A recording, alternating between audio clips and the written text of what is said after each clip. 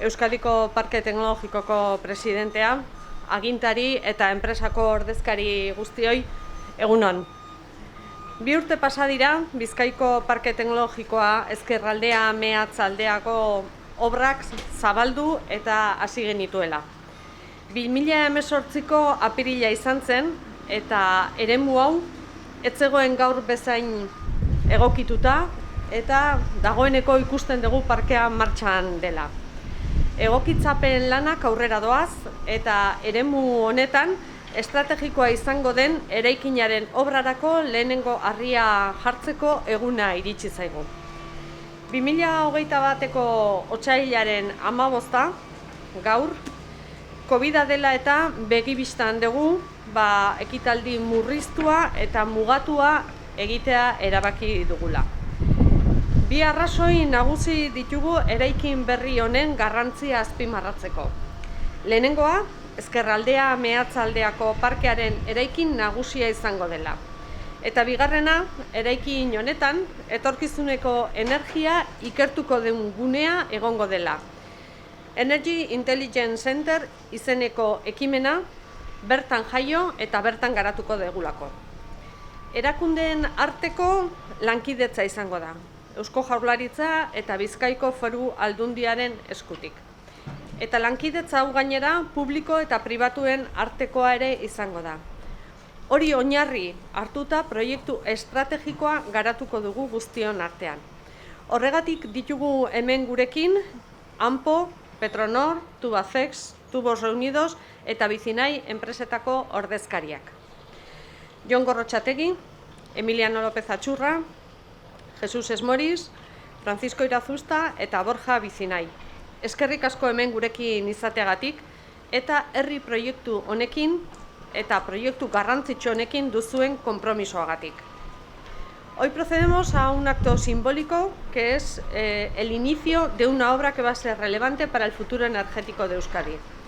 Un edificio que acogerá la sede central del Parque Tecnológico de Ezkerraldea Meatzaldea y que, como digo, será además sede del Energy Intelligence Center.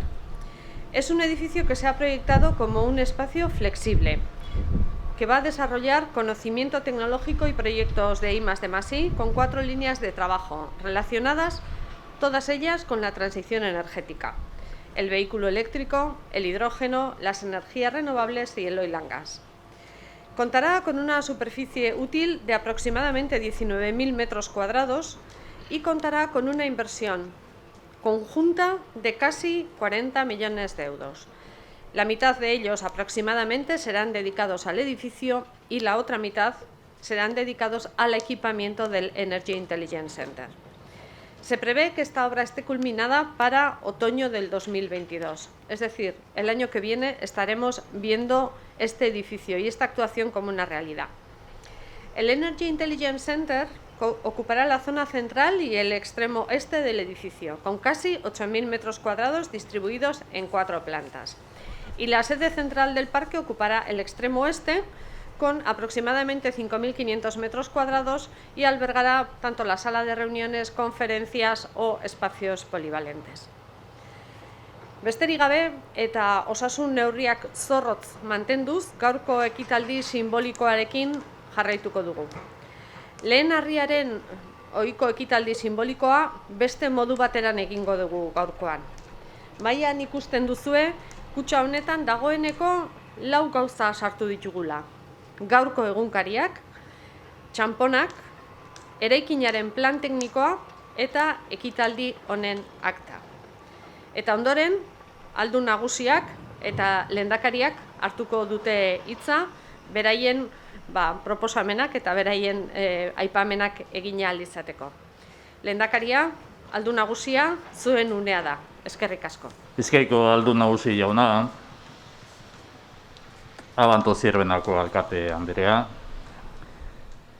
sailburua, herri agintariok, eta baita gaur Energy Intelligence Center bai Eusko Jaurlaritza eta bai Bizkaiko Foru Aldundiarekin batera osatzen duzuen enpresetako arduradun nagusiok, nolanahi ere jaun Andre guztiok egunon.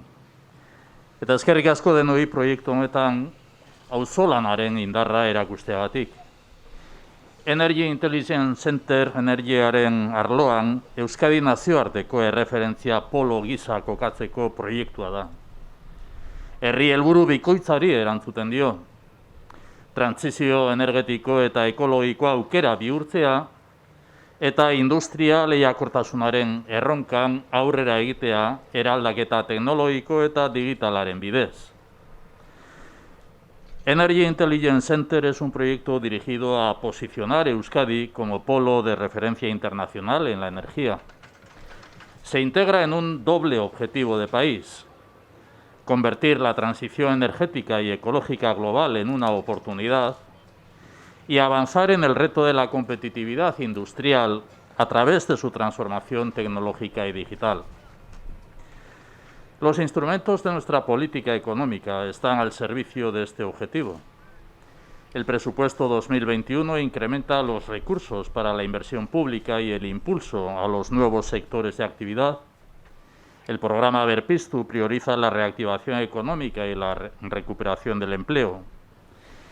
Hemos comprometido un plan específico para zonas de actuación prioritaria como Ezkerraldea, Meatzaldea, y lo hacemos también de la mano de la Diputación Foral de Vizcaya y de los municipios concernidos.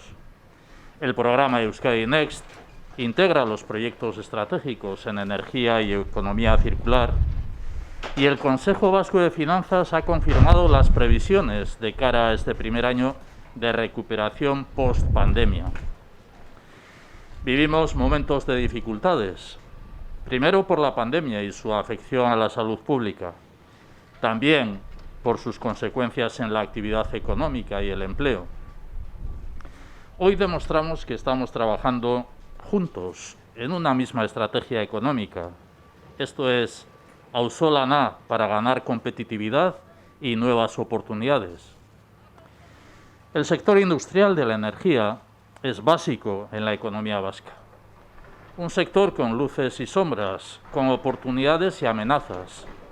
Un sector que asume el reto de afrontar el futuro con un compromiso transformador basado en la innovación para su mejora competitiva y la responsabilidad con el planeta y el desarrollo sostenible. Helburu hauek betetzeko, estrategia ekonomiko berean elkarrekin lanean ari garela erakusten dugu, hau da, auzolana, lehiakortasuna eta aukera berriak irabazteko. Bizi dugun eta aurrez aurre dugun krisialdiaren aurrean, inbertsio publikoari eusteko konpromisoa berresten dugu, ekonomia eta enplegu aukerak suspertzeko. Proiektu hau euskal industria sektorearekin partekatzen dugu, energia sortzeko eredu berriak garatzeko.